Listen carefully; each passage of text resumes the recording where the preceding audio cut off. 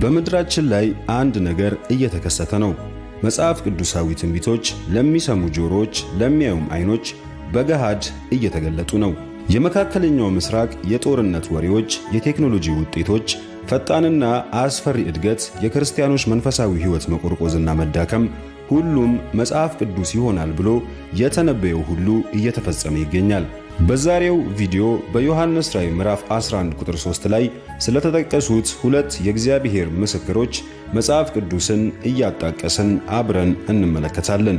ወደ ቪዲዮው ከመሄዳችን በፊት ግን ይህ ድንቅ ትንቢታዊ መልእክት ለብዙዎች እንዲደርስ ላይክና ሼር በማድረግ አጋርነታችሁን እንድታሳዩን እየጠየኳችሁ ወደ ቪዲዮ ወስዳችኋለሁ። እነዚህ ሁለት የእግዚአብሔር ምስክሮች በመጨረሻው ዘመን ማብቂያ ላይ ማቅ ለብሰው የእግዚአብሔርን ቃል በኃይልና በተአምራት ይሰብካሉ። የእነዚህ ሁለት ኃያላን ምስክሮች ማንነት ለብዙዎች አጠያያቂና አከራካሪ ነው። አንዳንዶች ሙሴና ኤልያስ ናቸው ብለው ግምታቸውን ያስቀምጣሉ። ምክንያታቸው ደግሞ ጌታችን ኢየሱስን በተራራው ላይ ስለተገናኙትና ስላወሩት፣ ይህም የተጻፈልን በምክንያት ነው ይላሉ። ሌሎች ደግሞ ሞትን ያላዩት ሄኖክና ኤልያስ ሊሆኑ እንደሚችሉ ግምታቸውን ይናገራሉ።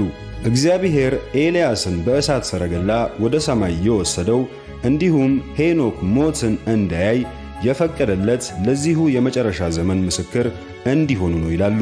ይህ እኛ የምንኖርበት ዘመን የመጨረሻው መሆኑ ባያጠራጥርም እኚህ ምስክሮች ግን አሁን በዚህ ጊዜ በምድራችን የአገልግሎት ጊዜያቸውን በመጠባበቅ በመካከላችን እየተመላለሱ ይሆን?